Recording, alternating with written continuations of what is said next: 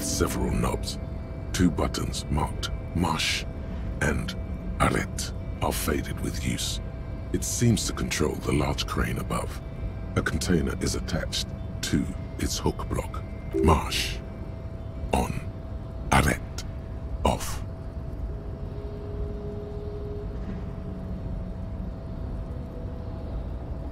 With a loud grind, the crane shifts overhead, moving a massive metal container through the air.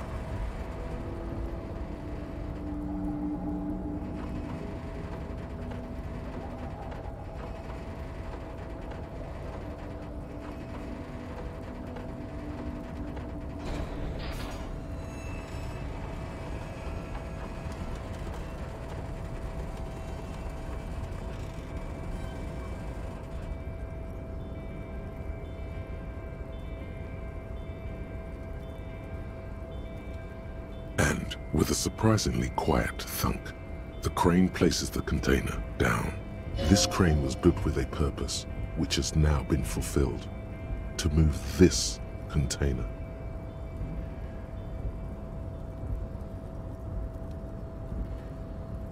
Who can say? All you know is, it's special. I can't see how that was worth the ruckus, except for seeing the crane in action, which I admit was satisfying.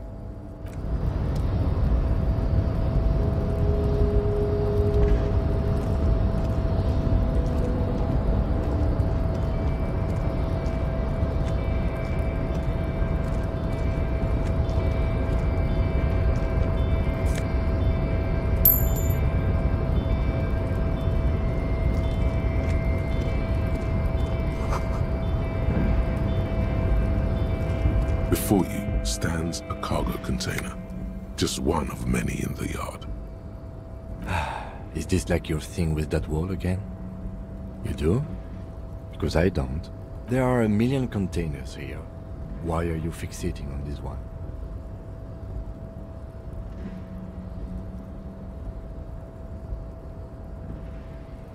It's a cargo container, Detective, just like all the others. We are not here to interact with containers. We are here to get the body down from the tree. No reply. You attempt to turn the handle, to no avail. The doors seem to be mechanically locked. To your left, the lieutenant considers your actions with some puzzlement.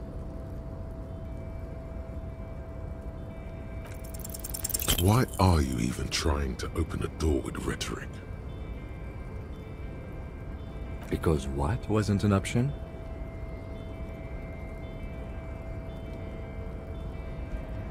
Now is not the time to get philosophical, Detective. You can do that after hours.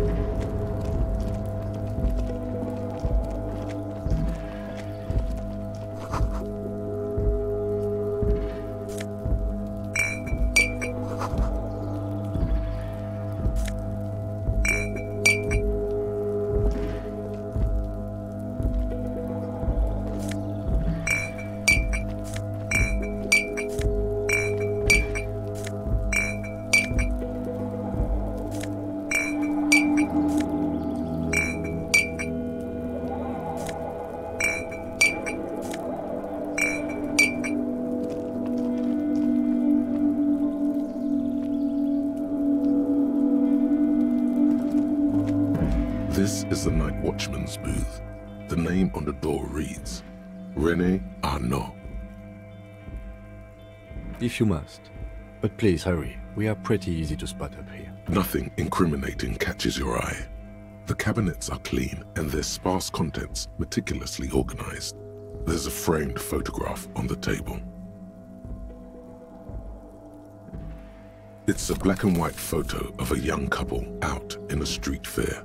The man, René, is dressed in a Royal Carabinieri uniform. The girl is young and very pretty. She is smiling playfully at the camera. René looks like he's about to smile. This photo must be tied to some good memories. Why did you take that picture of René?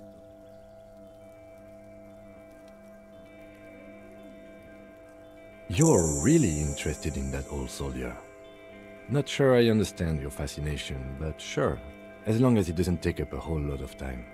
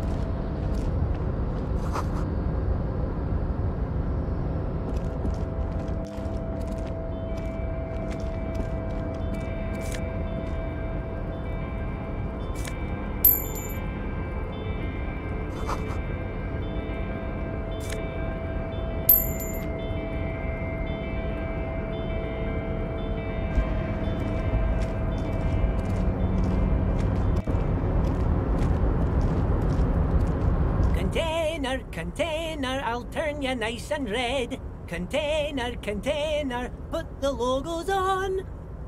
The accent is so thick, it's impossible not to notice he's Ubi, from the vanishing peninsula of Ubisund on Muindi. Container, container, used to be Wild Pines. Container, container, now belongs to Evrart. Evrart, he looks after everyone. Huh? Well, hey there. How can I help you, mister? The look in his deep blue eyes is as sincere as you've ever seen. Kind of makes you feel like an arsehole for no apparent reason. I see you are not a union man, mister. Did you get lost? You're not one of them scabs, are you? I mean, I don't personally mind. Folks is just folks, you know, and folks gotta eat. Just some of the other guys don't look too kindly on the scabbing kind, if you know what I mean, mister.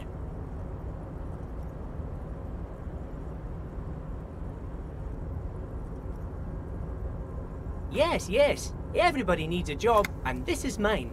I'm Leonard, by the way, Leonard Bellick, but everyone calls me Leo. I'm like Mr. Everart's right-hand man when Mr. Edgar is out of town, and Mr. Edgar's right-hand man when Mr. Evrart is away. Actually, Miss Beaufort is the right-hand man, but she's a lady. Who is this, Miss Beaufort? A real pretty lady with a skin like those Douai Sucre candy bars my missus likes so much. Them are real nice to suckle on once the dinner is done and me and the missus sit down beside the radio. But I can't listen to the radio all the time. There's so much to do around here and I'm always busy keeping things running here. Yes I am, yes I am. Stay on this Miss Beaufort topic.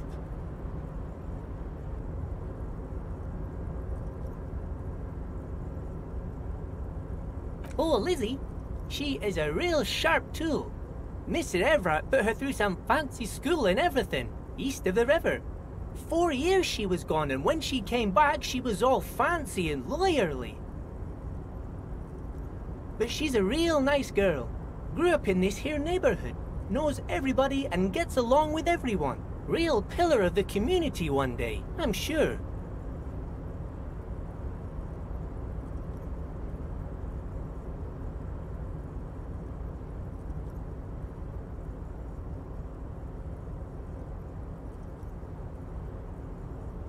For a fraction of a second, there's sadness in his eyes.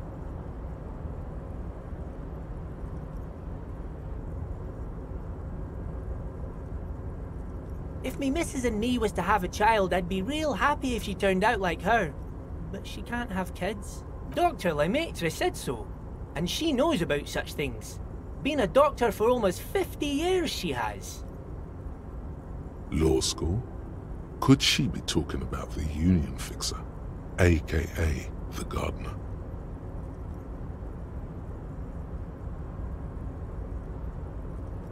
Looks like it. I'm not sure what a fixer is, but she is a real nice girl. Smart as a whip too.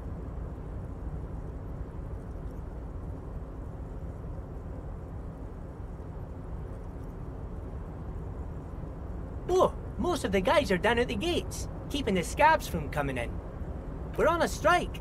The whole union is. You don't have to work when you're on strike. Ha! We haven't worked for 2 months now. So no one is working? Not everyone is down there, of course. Mr. Evrart is in his office, where he always is. And Jean-Luc is guarding the gate. But Titus and his boys got into some drunken trouble and Evrart sent them on a nice vacation. For a week or so.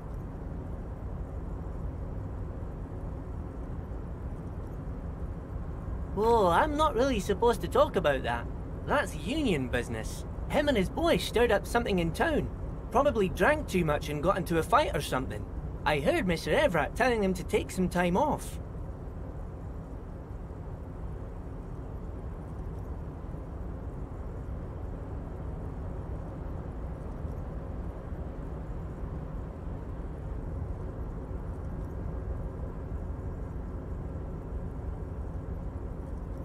Don't go all bad cop on this simple, friendly fellow.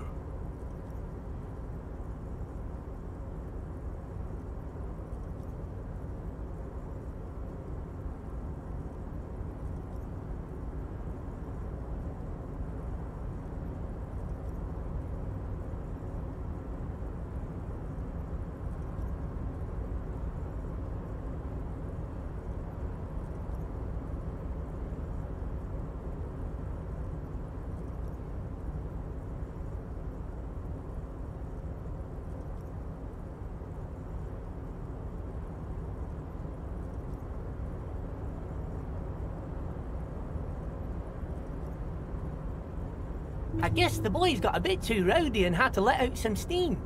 I don't really know the details. That's just how boys are, you know. I haven't been in a fight since I was in middle school. Easy, Leo. Let's keep this on the hearties.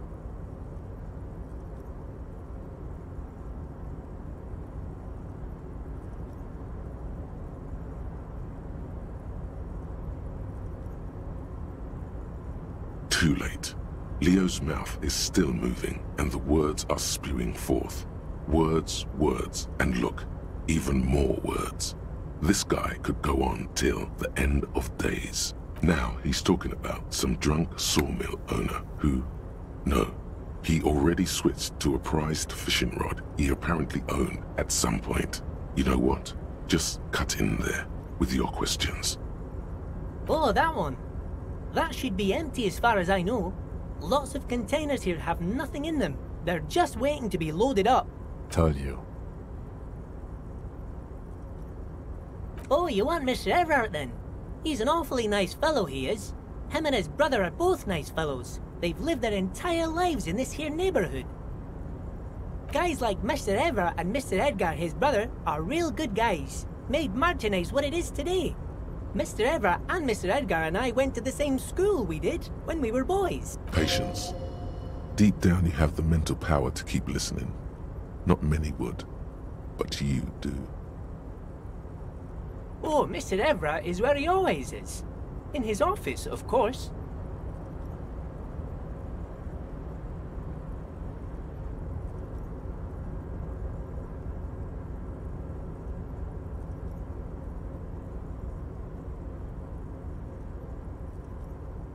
Oh, you want Miss... Guys like... Patience.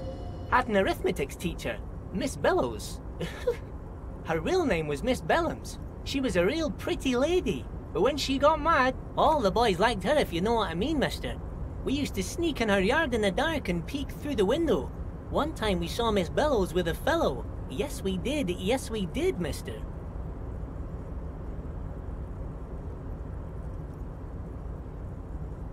Them was naked too. That's all I got to say about that. Thank you. Almost forgot. Mr. Evrart is in that container over there. I got distracted telling the story, but he's in there. Oh, I'm just making some covers for them containers here. Yes, I am. So it's easier for the crane operators to spot them.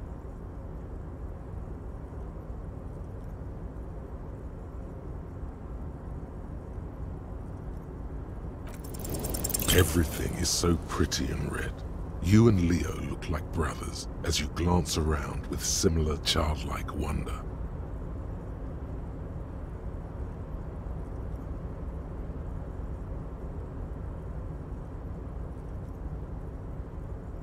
The old man whistles and hums a jaunty tune to himself.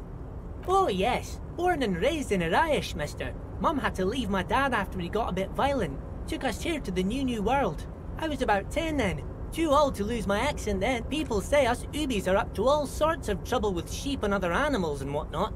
I just want you to know there was never any of that where I come from. No sir, those are just nasty rumors. Thank you for clarifying that, sir. Bye-bye now.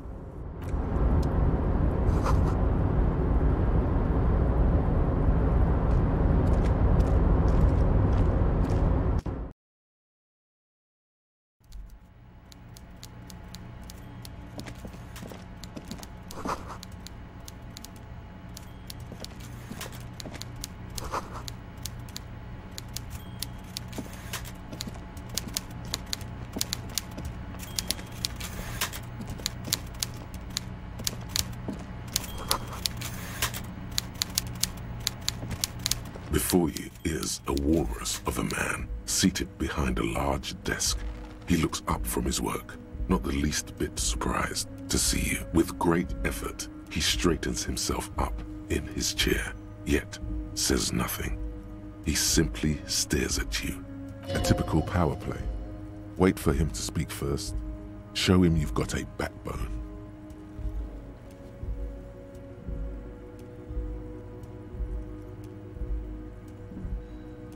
The one good eye of this man fills you up without even flickering. The other, his lazy eye, is constantly moving like a goldfish in a tank, grotesquely magnified by his +6 glasses.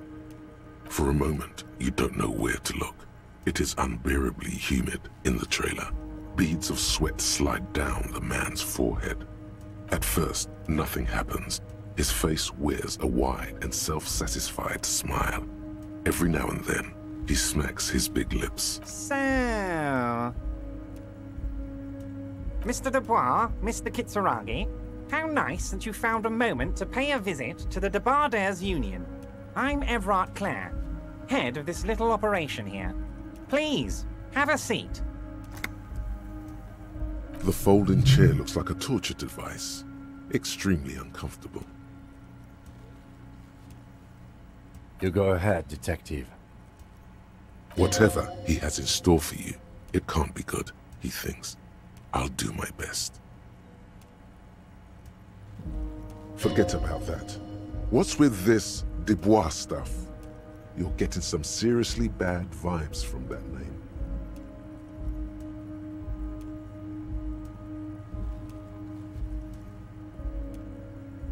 Please, Mr. Dubois, let us converse in a civilized manner, as equals. Take a seat. I insist. It's nothing. Yes, that's probably right. It's nothing.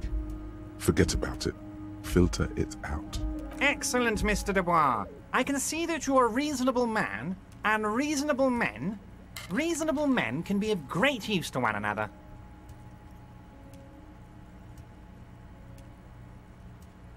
So tell me, how can the head of the Debarders Union help a representative of the Revachol Citizens Militia today?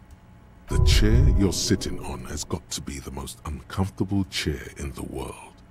It's violating your backside. Oh, by the way, I heard you got a rather rude reception from a certain Lawrence Gart. Some people have no manners, it pains me to say.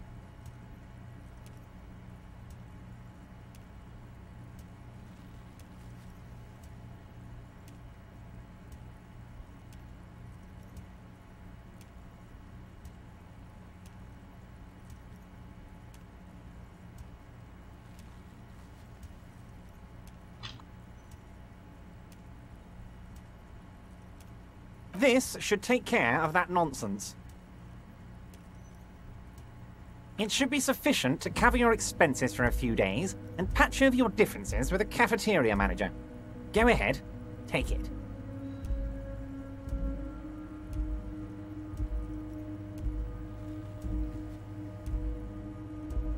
Hey, that's 25 real. That's good money. Think of all the stuff you could.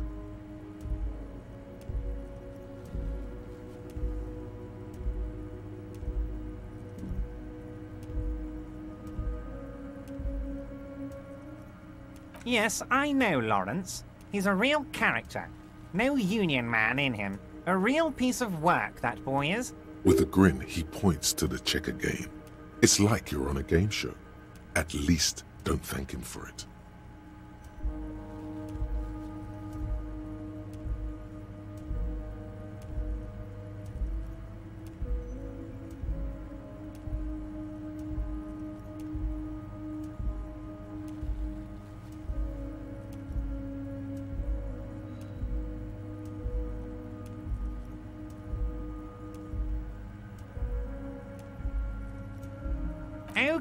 Okay.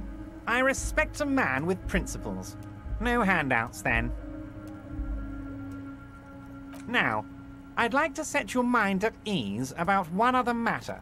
Your lost gun. Let me assure you, Union people are on it as we speak. I've got my best hounds looking for that lost gun.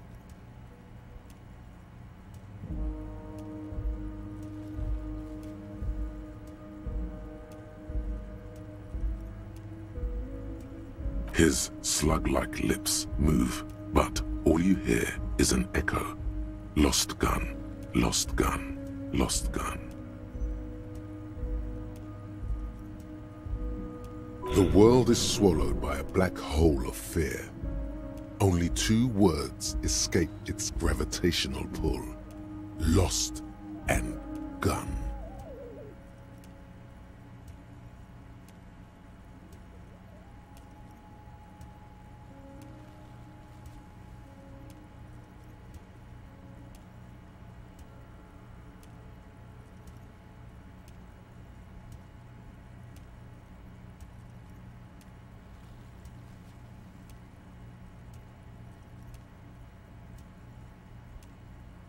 Are you all right, Harry? You seem anxious. Don't be. Everything's going to be all right. It's not like you left it loaded.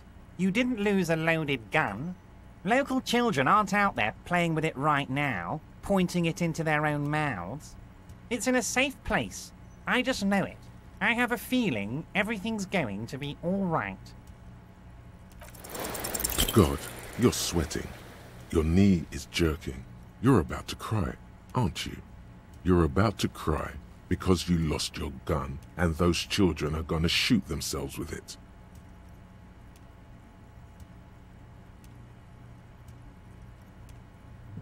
Mr. Dubois, you don't look so good.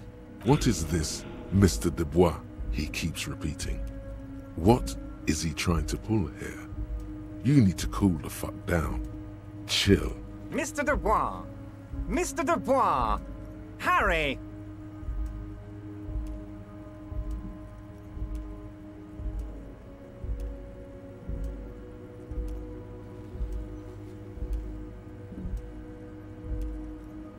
While Evrart is distracted by your odd behavior, the lieutenant's eyes are mapping everything around you. The folder, desk, papers on the wall. Mr. Dubois, are you okay? Can I get you a glass of water or something? Are you having some kind of medical emergency? Maybe you could use your hands somehow, in a kind of throw-in motion, like you're throwing that Mr. Dubois act right back at him. He's Mr. Dubois. What an odd demonstration of... you got me, Harry. I don't even know what. As entertaining as it was, I'm afraid we're wasting our time. And I'm an extremely busy man, as I'm sure you are too. Okay, enough. We are here to ask you some questions pertaining to a murder investigation. Quick, here's your window. Get yourself together and ask him questions. It is about time to stop embarrassing yourself. Questions will help you regain some of your lost dignity.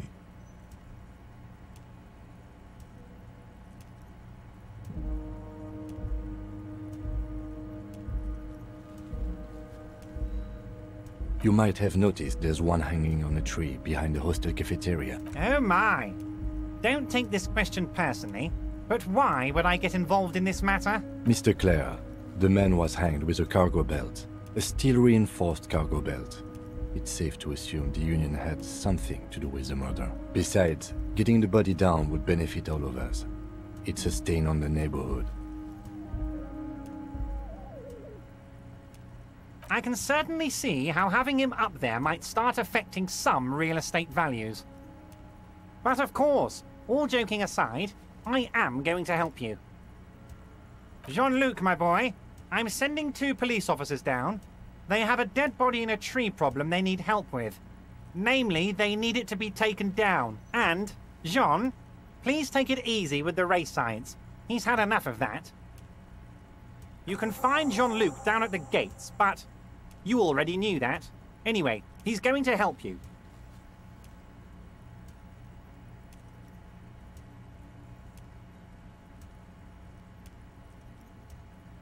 Oh, of course. That's your main thing here.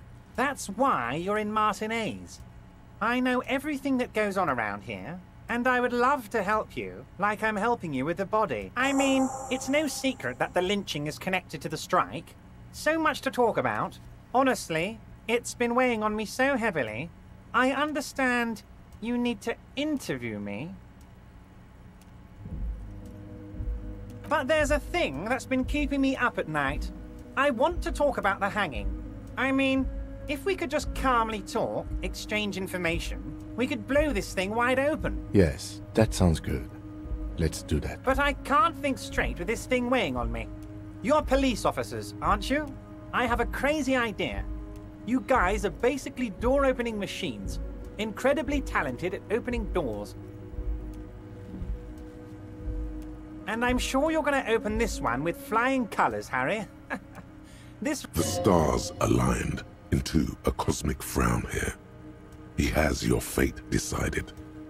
Bide your time, however, and let the stars continue their course, and that frown shall turn into a smile. Only if you play along.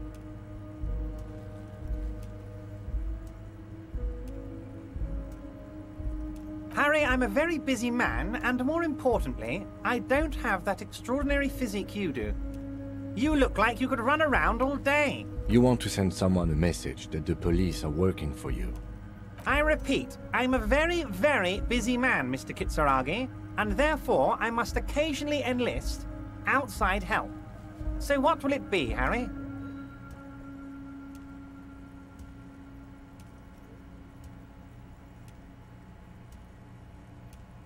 Fantastic, my friend.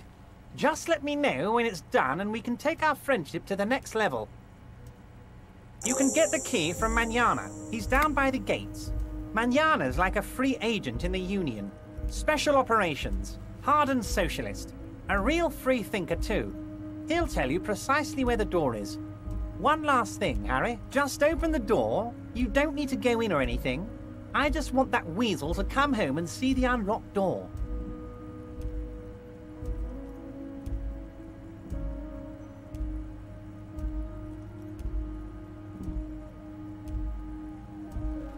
My dear Harry, there are literally millions of containers in this harbour.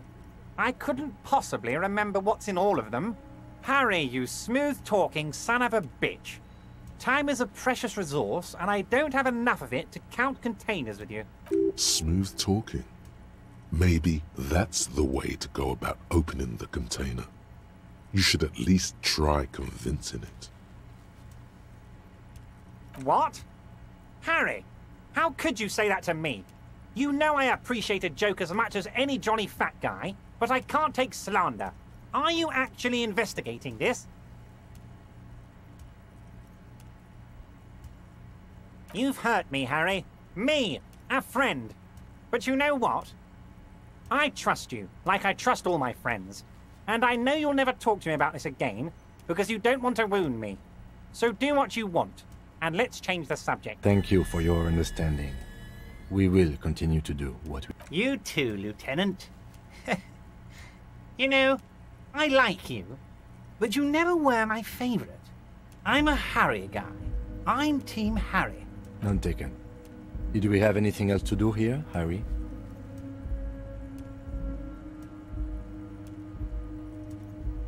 Oh, that's very nice. I haven't gotten around to her yet. I'm very, very busy, you see. I hope you're getting along. One thing I want to make very clear, Harry, is that this is not some kind of union versus corporation situation. Everyone is just pals here. We're all trying to do what's best for Martinez here. Don't feel like you can't cooperate with her because you and I are such good friends and I'm helping you get that nasty body down from the tree. Whoa, that's so nice of him. Suspiciously nice.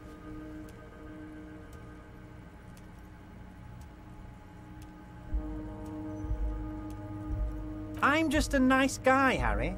I wouldn't be where I am now if I wasn't nice. Politics is all about emotions, and I want you to have positive emotions when you think of me. If she actually wants to see me, she will find a way. Any good negotiator would. And I just don't have anything to discuss with a bad negotiator. He doesn't want to see her. It's as simple as that. Of course, Harry. Let me just assure you one more time. It's perfectly okay to share anything we discuss here with this Joyce. This is a completely transparent organization. I have no interest in what she is doing, but I myself have nothing to hide. Your business is your business, and I respect your privacy.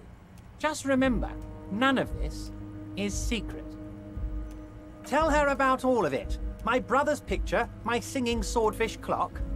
Tell her how overweight I am and how I'm helping you find your lost gun. Tell her about everything. Evrart doesn't mind. Yes, your lost gun. My best men are on it. They're turning every stone, searching every playground, asking kids, grandmas, everyone. Your gun will be found, Harry. Let me assure you of that. It's just a matter of time and effort. The only way to find it seems to be working with him. He might even be holding your gun hostage.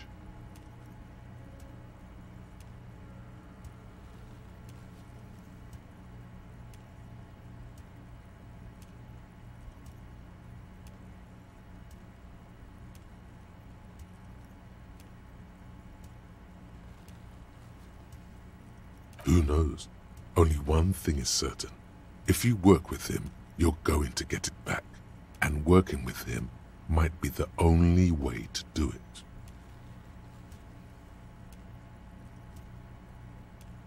Harry! I was only trying to be tactful. A lost gun is a dangerous thing. I can't have it around in my neighborhood. Kids could be playing gun roulette with it as we speak. Teenage gangs could be arming themselves. Get a hold of yourself, Harry. I assure you, we are working on locating the missing sidearm as well.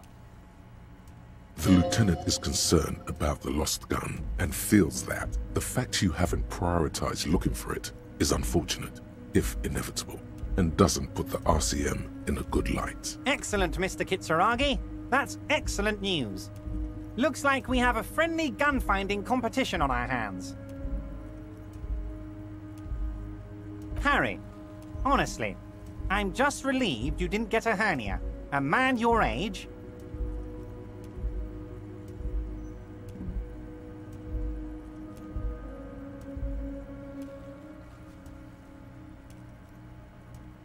Yes, yes, Harry. You are obviously in peak physical condition, and I salute both your initiative and your physical prowess. Very impressive, Harry. Very impressive. Anyway, I assure you, I am a very well-informed man. Information reaches me before I even get the chance to request it. Of course, let us dispatch with the formalities.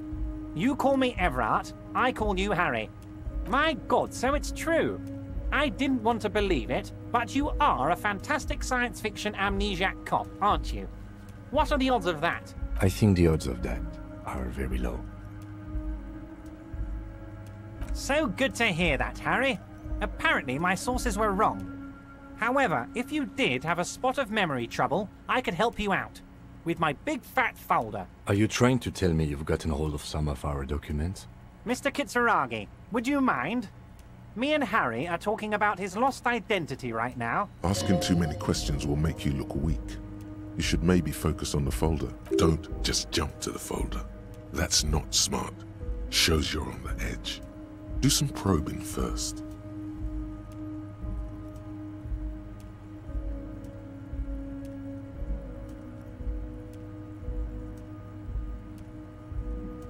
Ah, this? My friends in your organization gave it to me, Harry. I find that very suspicious. May I have a look? I'm afraid this is meant for Union eyes only, Mr. Kitsuragi. I'm sure you understand. Please continue, Harry.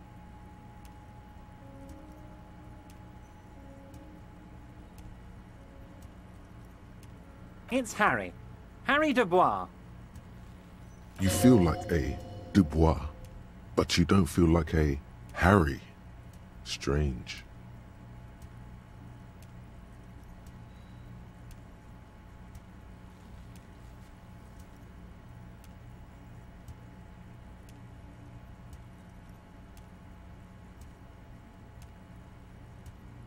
Sure, okay. You're Harold. Harmon. Haroldamus? But that's not what the record says. The record says Harry Dubois, a real man's name. Mr. Kitsuragi doesn't seem even slightly empathetic to your memory loss, Harry. I, however, wish to help you any way I can. As you look at the folder, Evrart covers it with his hand and pets it. Is he trying to hide that it's not a real RCM folder? It certainly doesn't have the RCM stamp on it. Okay, Harry, you got me. This is from the Census Bureau, not the RCM. Those Census Bureau people are absolutely corrupt. You should do something about them. He got the name from the Census Bureau, and everything else from your actions here in Martinez. Yes, yes, Mr. Kitsuragi, from the Census Bureau. Like I said, now I'm actually a very busy man, so is there anything else I can do for you, Harry? That means he doesn't really know anything about you. A pity. The mystery of you will have to remain a mystery for the time being. Yes, that's what I said. Try to keep up, okay? Let's move on. Wait. You need this to get in and out through the gate.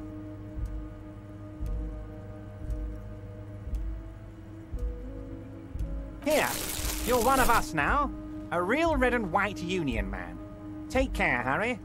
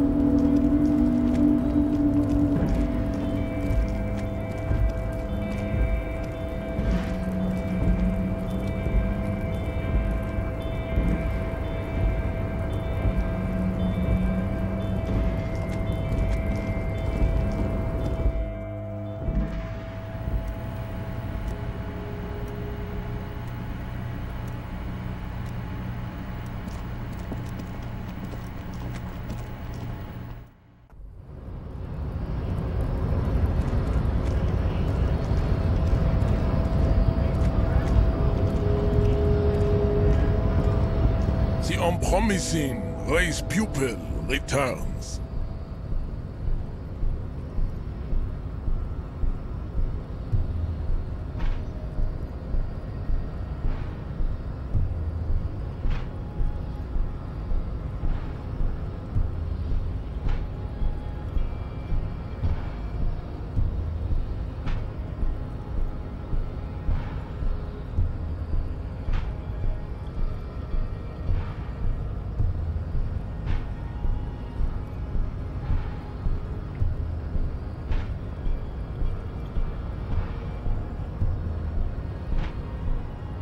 So it was.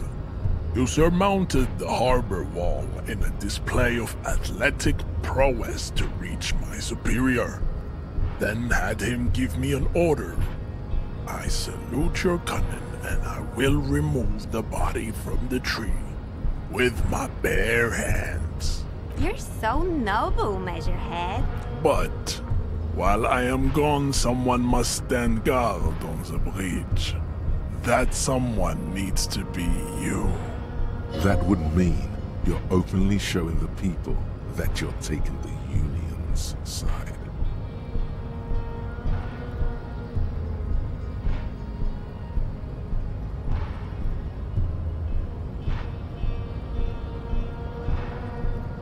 This is the uncomfortable result of not taking it on ourselves. I can live with a compromise. Listen to your little friend. He is wise in his childlike way. His mysterious race may yet prove fierce competition to my heroic haplogroup. Babe, see that they stay here the whole time.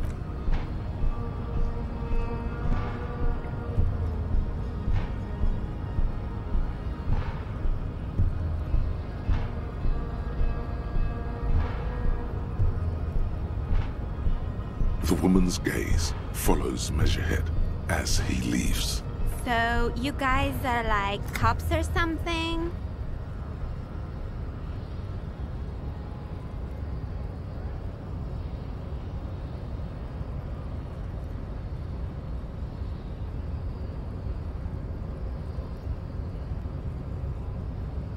Have you ever thought that maybe things should go to shit? You hear that? That sound. He's breaking something.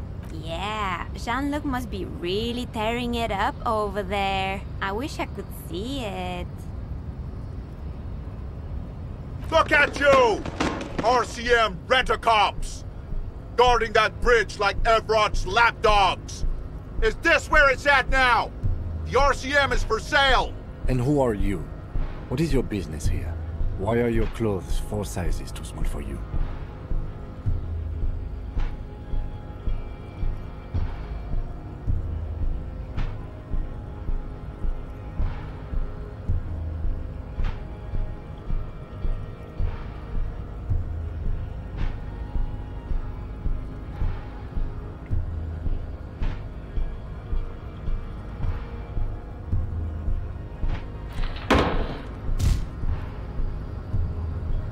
Shrill laughter interrupts you, echoing across Martinez. It's Kuno. Then the man turns to look behind him at the behemoth appearing around the corner, approaching him, walking past him.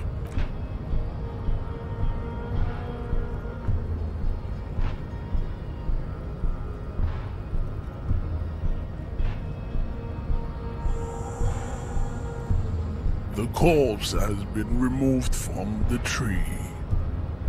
Stand down and congratulate yourself. You have sided with Ray's victory today.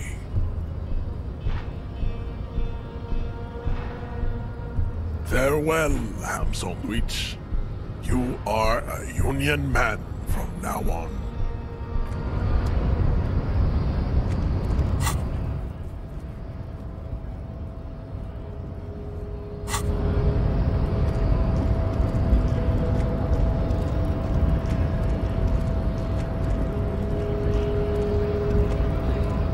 So, how'd you like our harbor?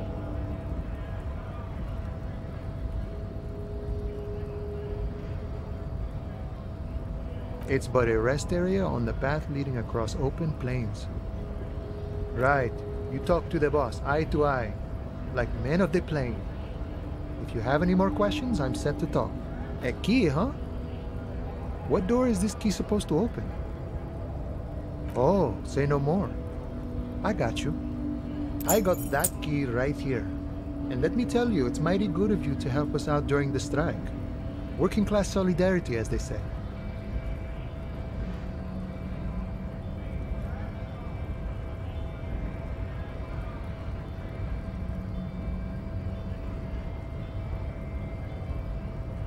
Oh, so the none of the above type, are you? I get it, I get it. I like to keep my distance too. But it doesn't matter. It's a good thing you're doing. What you're looking for is a basement door behind the greenhouse. That's behind the whirling in rags. That's all I know.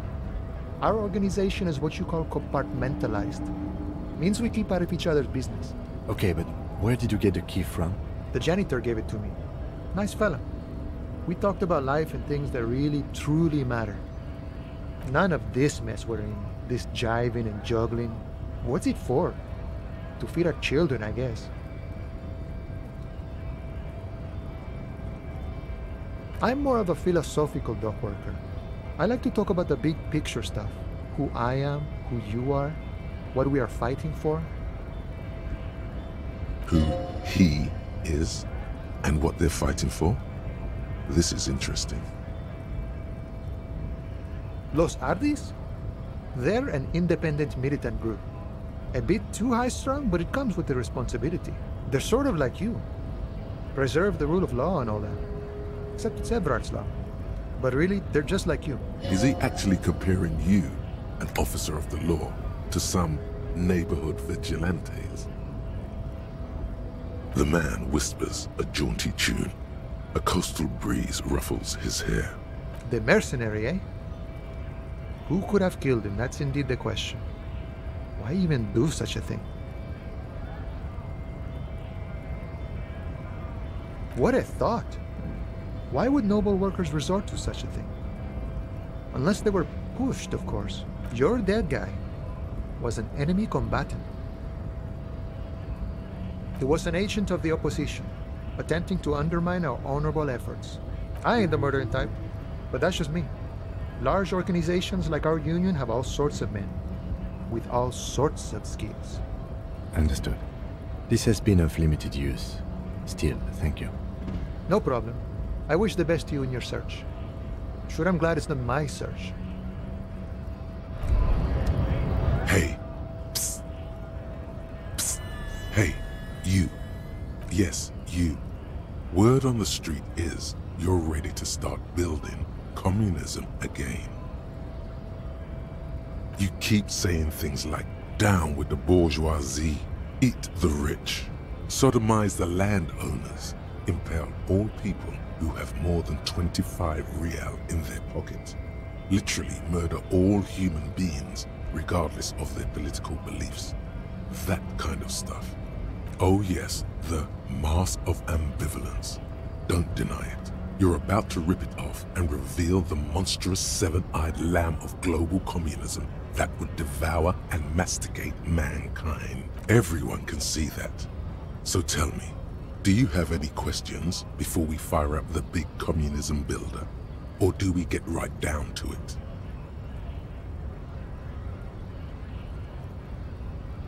Very well. I guess no one will build communism then. Tell the working man it's over. Unless anyone has objections? No objections. It's mathematically impossible to achieve a classless society. Everyone knows this. Anyone? Anyone else? There's no one. There's one.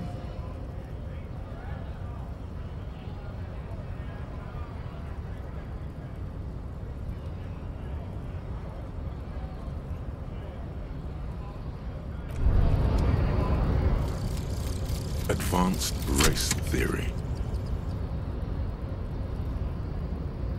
Everything is calm in the eye of the race storm. Your mind is lucid and bright. The mind-bending phylogenetics appear more distant and, to be fair, a little ridiculous. The great race mystery has cleared up. All that's left to do is verbalize your thoughts Go and talk to Measurehead about your newly found insights.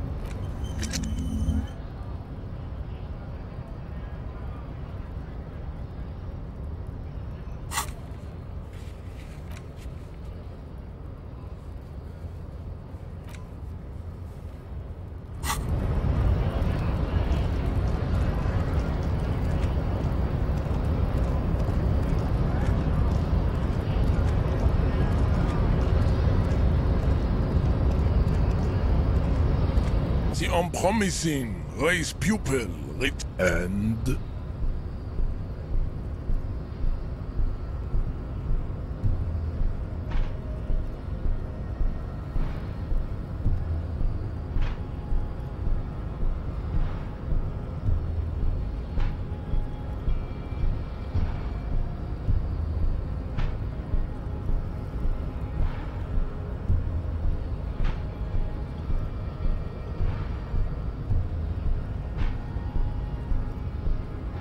Look, babe.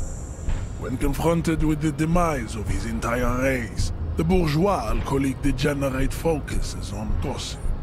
Other people's lives are a refuge for him, from the burning race wreckage of his own. That's just tactless, Jean. You could have used this opportunity to overcome your narrow, Al-Ghul-ravaged identity. Instead of unlocking the race enigma, you attempted to add to it unsuccessfully. Take solace from the fact that these thoughts will never entirely leave your brain. They will be with you on the day you die. The only germ of heroism in your body. Now go. I have beauty and truth to discuss with my woman. Damn, Jean. How are you so romantic?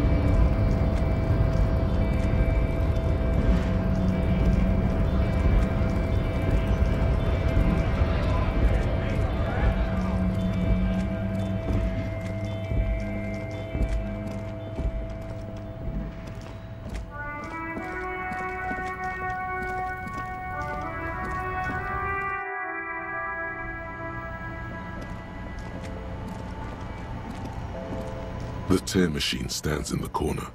Aside, your bottles clunk into the machine, and the money appears with a satisfying jingle. You're a richer man now.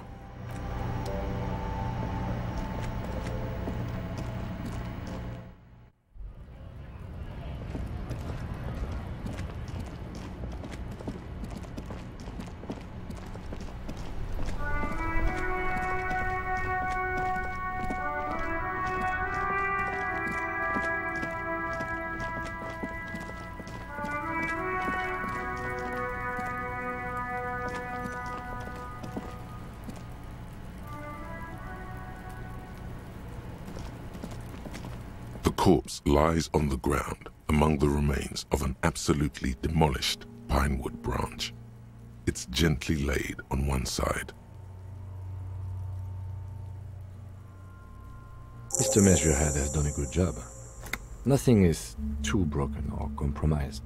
The victim is ready for a field autopsy. Yes. 1. Investigation of the scene. 2. Initial examination of the victim. 3. Field autopsy. 4. Transportation of the body to the morgue.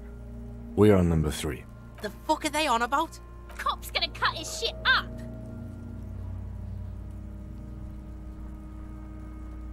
It's not about cutting.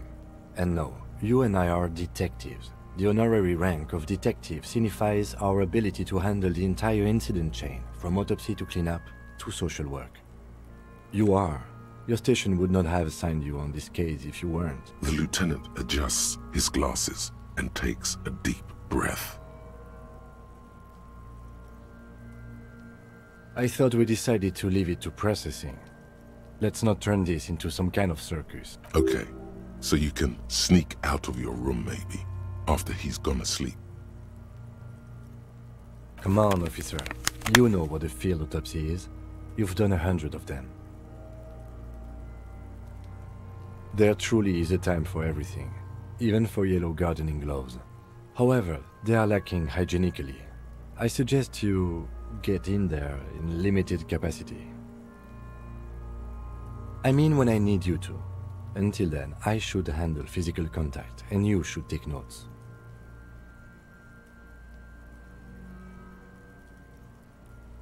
That's right. You knew it because you inspected your ledger. The lieutenant is relieved you know the protocol. The dead man stares in silence as you crack open the ledger. The bright red paper is covered in boxes and lists, describing the condition of his skin and organs in 3 parts. Above those, an 11-field info form needs filling out first. It begins with... That's you. The corpse is indifferent to your scribblings, just lies there. The next box says... KK57-0803.0815. KK equals Kim Kitsuragi. 57 equals Precinct 57, followed by his date, 0803, and time of arrival, 0815, on the scene. He's indexed the case after himself, not you.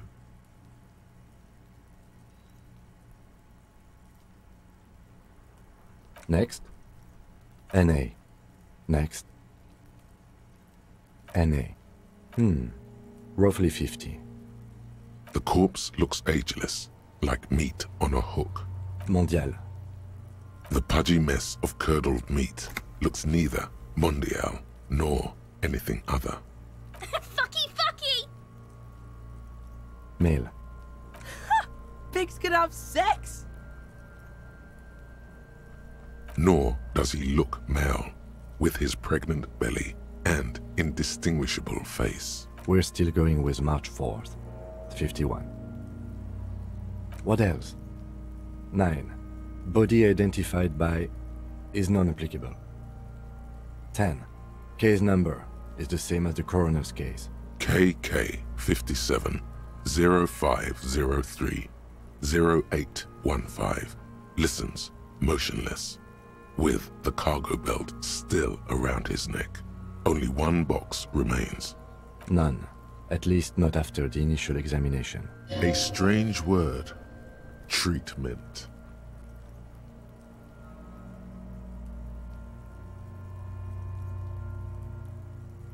They'd have to have incapacitated and carried him over. This man was more than a match for untrained dog walkers. We should start the post-mortem. The corpse cannot feel Kim's hand on his chest. It no longer meaningfully interacts with its surroundings. A thicket of boxes and lists on red copier paper tries to answer why.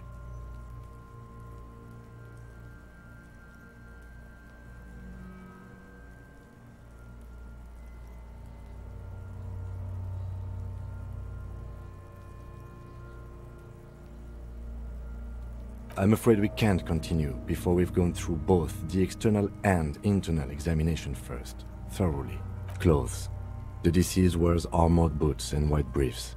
The make of the briefs is Babrodine, I think. Let's see. See, it's happening. Babrodine, yes. Inexpensive. Size M. Color white. The disappointment is palpable. The red-haired thing was expecting something more lurid. The rest of the clothes have been removed post-mortem by scavengers in order to get to the victim's ceramic armor. Officers are in search of the missing pieces. Removal of the boots is left for processing. It would be clever of you to omit the boots altogether, sire. If you are to keep them for yourself, as you ought to, you have deserved them more than anyone else. Patience. After the autopsy, before the body is taken away, there will be a window of opportunity. After the lieutenant has gone to sleep. I hope this has helped you, my liege.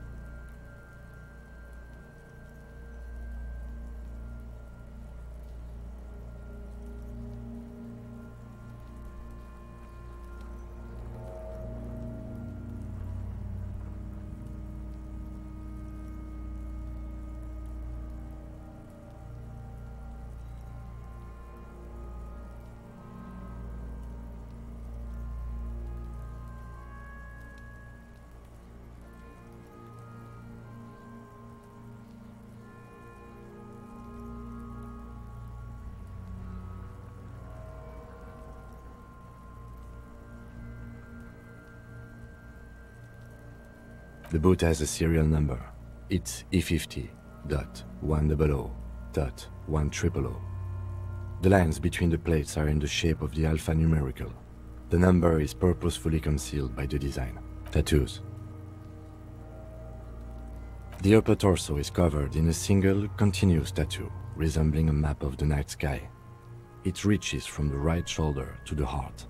The ink is blue and white. The assistant has a color photograph of the markings, to be added to the case files as document A1. The photo is taken on the scene, using a Trigat Mini. The deceased has a cargo lashing belt around his neck, tied with a hangman's knot. Color yellow. Length 3 meters. There is a buckle on the other end. Well-nourished, athletically built, measuring 1.8 meters. Generally consistent with age, about 50. Preservation is good. Ambient temperature, below freezing. Body hair is light brown. Distribution is consistent with age. The deceased had male pattern baldness. Hair is combed back, short.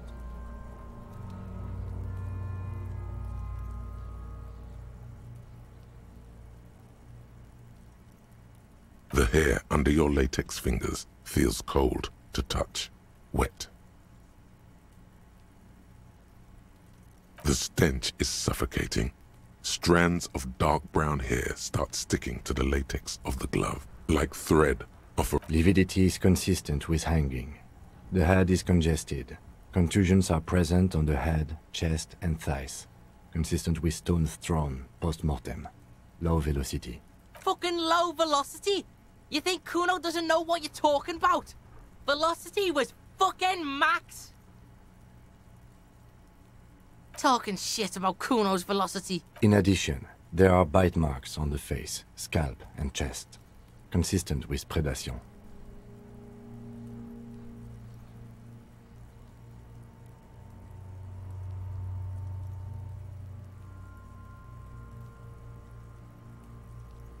Ligature mark.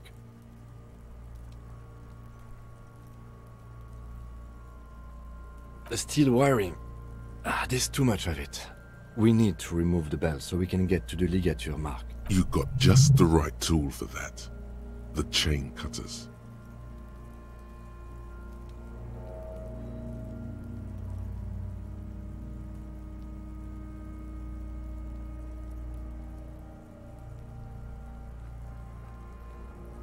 The hanged man lets out a joyous little bubble of rot from his nose. Always good to think ahead. Now, we need to cut the belt to see the ligature mark below. Carefully, with as much precision as you can. See? My pig is gonna fuck his head off. No, he ain't.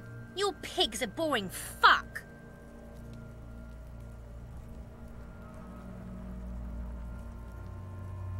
The belt is equally tight around the whole circumference of his neck, swelling over the edges like white bread rising from the east.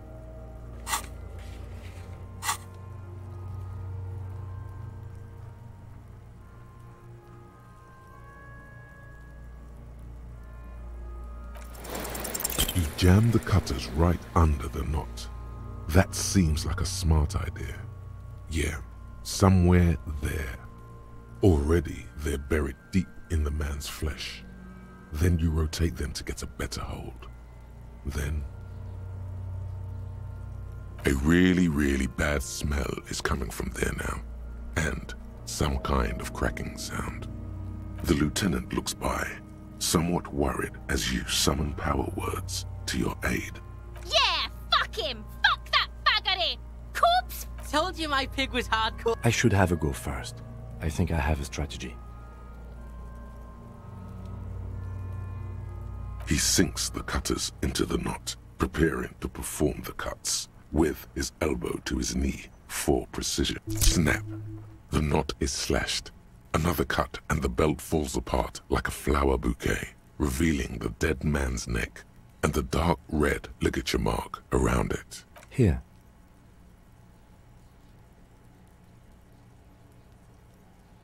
The rope rises to a point, leaving a gap in the ligature mark. The suspension point is in the back of the neck, on the nape. Hemorrhaging is observed on the skin, above and below the ligature mark. The mark is well pronounced, consistent with a drop from 1 or 1.5 meters. Chest is intact, normal contour. Abdomen is protuberant, pelvis intact, genitalia... No! Let's get out and see! I fucking knew it!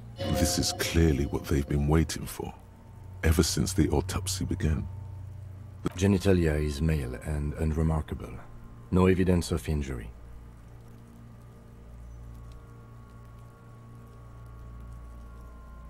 Back is symmetrical and intact.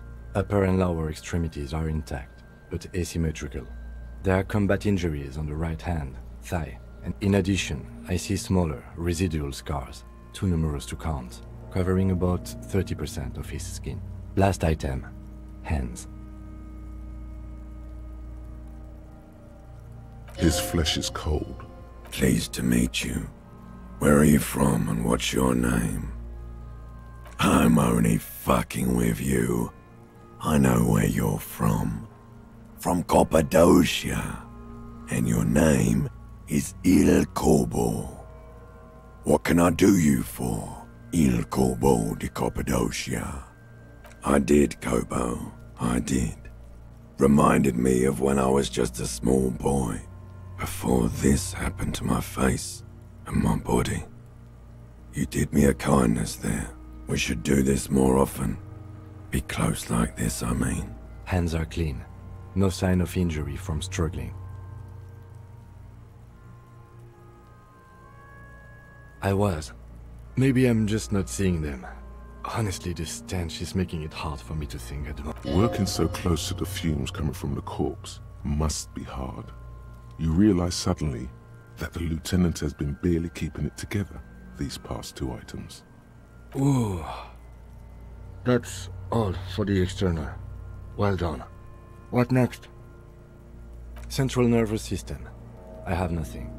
Do you have anything on this man's central nervous system? Of course, there is a moral to be drawn from it. A moral to this story. Musculoskeletal. Purge fluid is coming from the mouth. Not injury related. Eyes and tongue protuberant. Hyoid bone. Let's see. With his eyes almost closed, the lieutenant puts his hand on the dead man's throat and begins to massage it, gently. A rotting smell erupts from the mouth. Purge fluid runs down his lips, black and viscous. Yeah, jack that fucker off! The hyoid bone is fractured. The rest of the musculoskeletal system is intact. Unremarkable. Respiratory system.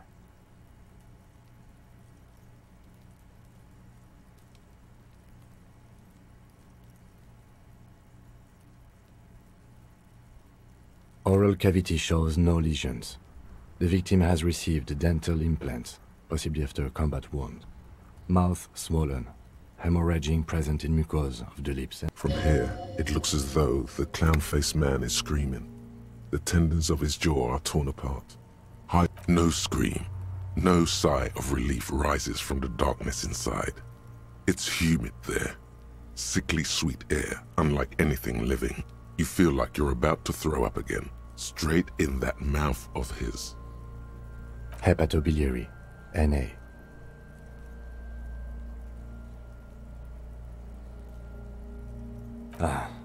Are you a hepatobiliary expert? Neither am I. Same for toxicology and serology. Cardiovascular. The body exhibits heavy lividity. Gastrointestinal. This will do. Digested semi-solid food in stomach. Voila. What's next on the list?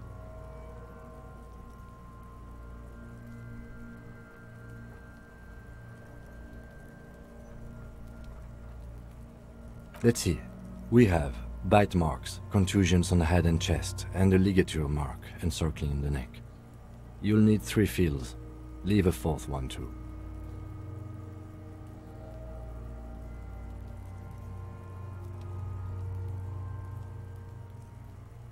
Head, chest and scalp bite mark injuries. Predation by birds has caused damage to the body. Odontologist does not need to be consulted.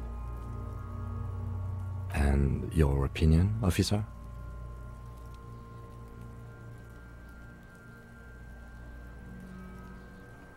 Agreed. Next injury? So, the scalp bleeds from a post-mortem head injury, a stone. The injury does not have the rim of an early inflammatory response. The perpetrator on the scene has confessed to causing it post-mortem. At maximum velocity, fucko! Has confessed to causing it at maximum velocity. The lieutenant's admission has caused great gratitude in Kuna. He is silent with it. Coagulated blood sticks to his scalp and chest, where the countless stones have hit the dead man. Beneath, the description of injury. 2 boxes. Right. Next. A dark red abraded ligature mark encircling the neck, with a gap on the nape measuring, let's say, 7 centimeters. The hyoid bone is fractured. The cervical column intact. I see hemorrhaging on the skin, above and below the ligature mark. Depth of the mark, 1 centimeter. No signs of clawing on the neck. Below the note, 2 customary boxes wait to be ticked. That's it. We have established cause of death. It's not much, and it leaves much to be questioned. But it's a start. Let's wrap this up. I pronounce this field autopsy over. Well, we established probable cause of death. Some would say that's the goal of an autopsy. We were thorough with the list of injuries too. We described them all in detail. What is there to say? Given the circumstances, it was a professional field autopsy. I need a copy of that autopsy form. Then I will drive him to Faubourg for processing. He's thinking, did I miss something?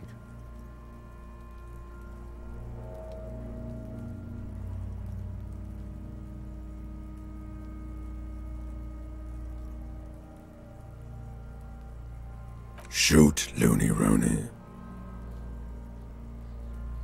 Fuck no. You're no Rooney. No, you're not a Harry either. You're a motherfucker. That's who you are. Do I remind you of someone? There you go. Look at that bright kid. We're birds of a feather, you and I. Soon you'll be just like me. Just keep drinking and having a good time. It's a matter of weeks.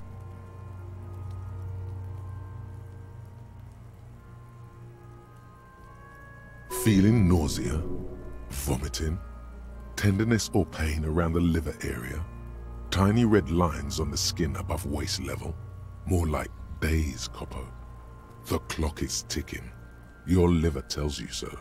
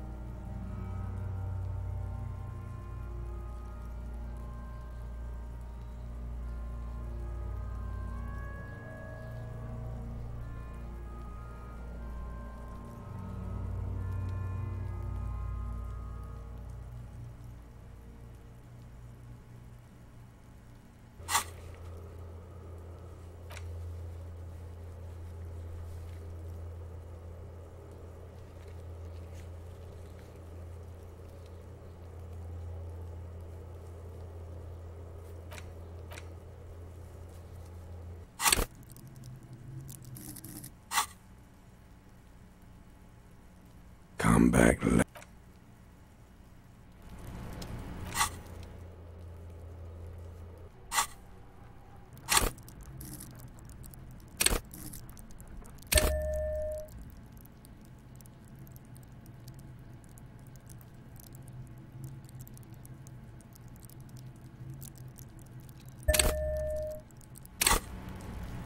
The man is The lieutenant adjusts his glasses and takes a deep breath.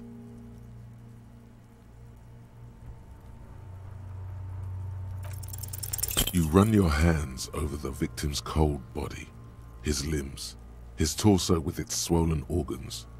Maybe you should be more thorough.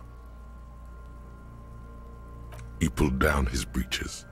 Marbling is present around the crotch. The penis has shrunk, crawling halfway back inside him. Can't get enough of that dick. Do you think we missed something? You can't shake the feeling that there are more secrets concealed in the flesh before you. Okay, well, we are in livor mortis here. He is disintegrating. We need to refrigerate the body if we want to conduct another examination, and we need to do it fast. Hey, wasn't there a giant ice bear sarcophagus below that building?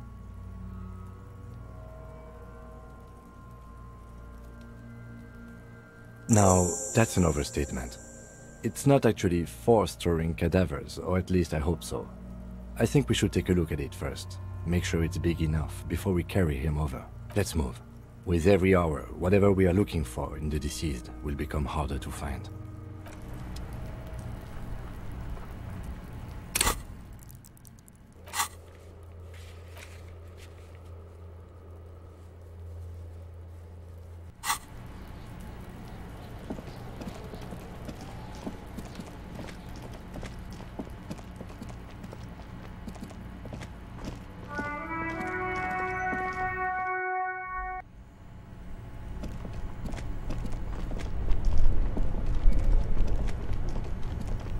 This orange machine is dead still. It has a hand-cranked ice cream churner and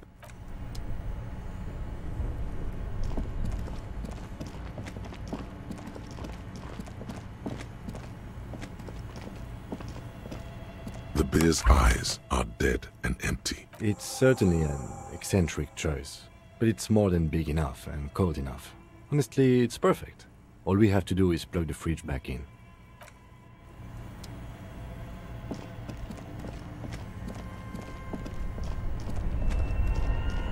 Both cables are unplugged from the breaker box.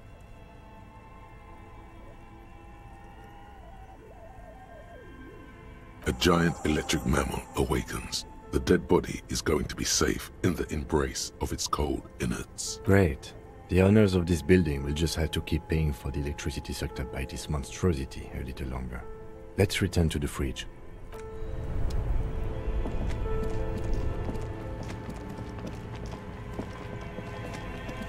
The bear's eyes are still glowing red, watching over all the ice cream wrappers hidden inside its belly. Of course.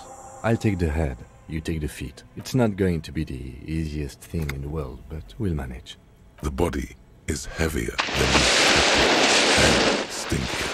It takes half an hour to get it down to the basement. Then 10 more minutes to stuff it into the fridge. The lieutenant takes a step back to admire your handiwork. Beautiful. A dead body in a nice bare fridge. This is some of the best police work I've ever done. No, not really. Look at that. What have we done? We stuffed a dead body in a nice bare fridge. This story does not leave this room. He means it. He doesn't want to be the ice bear cop.